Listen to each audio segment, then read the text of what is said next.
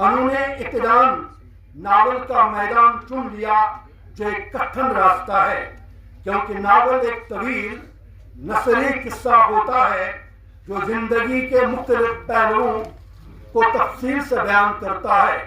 اس میں کردار، واقعات، مکالمے، ماحول اور مرکزی خیال تھیم کو اس طرح پیش کیا جاتا ہے کہ قاری کرداروں کے جذبات اور حالات سے واقف ہو سکے۔ ناول ایک آئینہ خانہ ہے جس میں زندگی کے مختلف رنگ دکھائے جاتے ہیں۔ مدحت مجید نے انتہائی فنکاری کے ساتھ مکافات عمل نامی ناول کو معرض وجود میں لایا ہے۔ اپنے تخیل کو تخلیق کار نے الفاظ کے پیکر میں موزون اور مناسب اسلوب کے ذریعے قاری کے سامنے اپنی تصوراتی خیال کو حقیقت کا جامہ پہنایا ہے۔ اپنے کرداروں کو واقعات کی بساط پر مکالمے اور ماحول کے ذریعے متحرک رکھا ہے۔ ناول نگار کو ناول کے مرکزی خیال تھیم کو قاری تک پہنچانے میں کامیابی حاصل ہوئی ہے اور قاری کو بہترین انداز میں کرداروں کے جذبات اور حالات سے واقف کرانے میں کامیاب ہو چکی ہے۔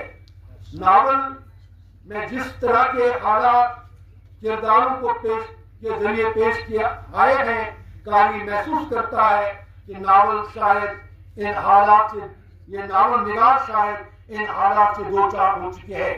پلاٹ بندی میں ناول نگار اپنے آپ کو ایک تجربہ کار ادیب کے طور پیش ثابت کرنے میں کامیابی حاصل کر چکی ہے۔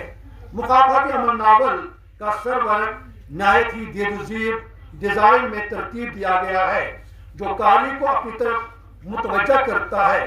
سرورق ایک طرف مائل سیاہ رنگ کے بیک گراؤنڈ میں اور اوپر مکافات عمل ناول باٹم لائن میں تخلیق کار مدحت مجید اور دوسری طرف اوپر انگریزی زبان میں مکافات عمل ناول نگار مدحت مجید کی خوبصورت تصویر جاوید اقبال ماوی اور مقبول فائق کے تصورات کے دو اقتباسات درج کیے گئے ہیں۔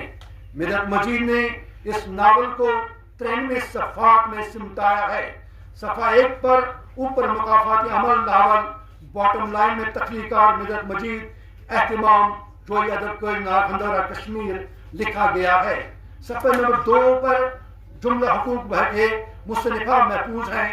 نام کتاب مکافات عمل مصنفہ مدحت مجید، کمپیوٹر کتابت جاوید اقبال ماوی، پروف ریڈنگ رتبہ قریشی، سرورق امیر جاوید، تعداد 250، قیمت 300، سال اشاعت جولائی 2025 اور صفحات 93۔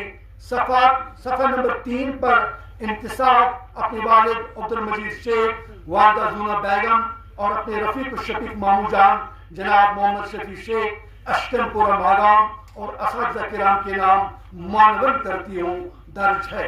صفحہ نمبر 4، 5 اور 6 پر مصنفہ نے اپنی بات عنوان کے تحت کتاب کے بارے میں خوبصورت خیالات کو بہترین انداز میں پیش کیا ہے۔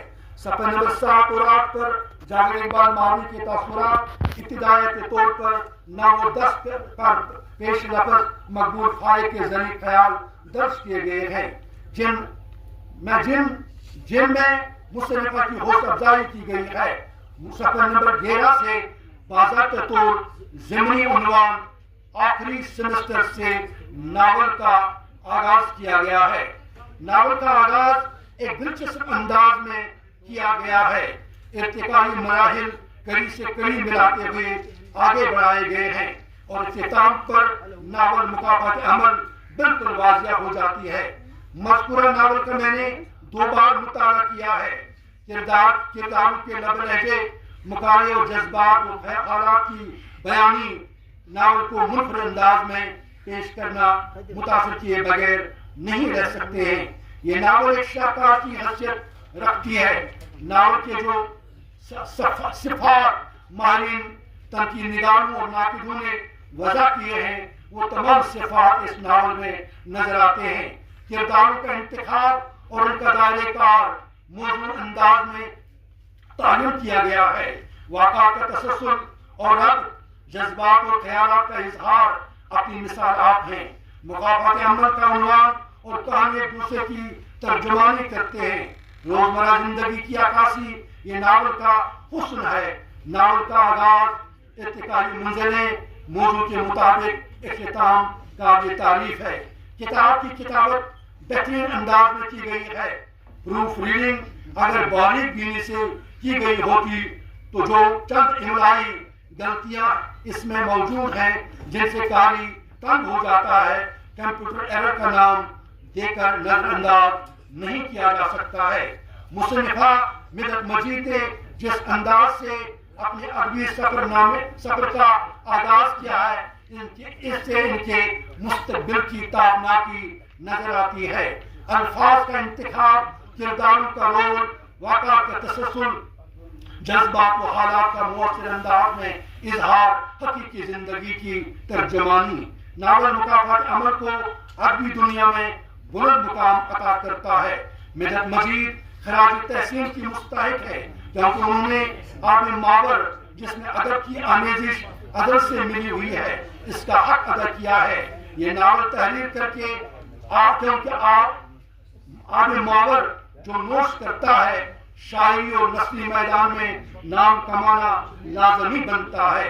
عرفی نے کیا خوب لکھا ہے، آب ماور اگر کنی باور، آب ماور اگر کنی باور، بہتر آمد حوض کوثر۔ اس ناول سے اردو ادب کو ایک بہترین ادب پارہ مل گیا ہے۔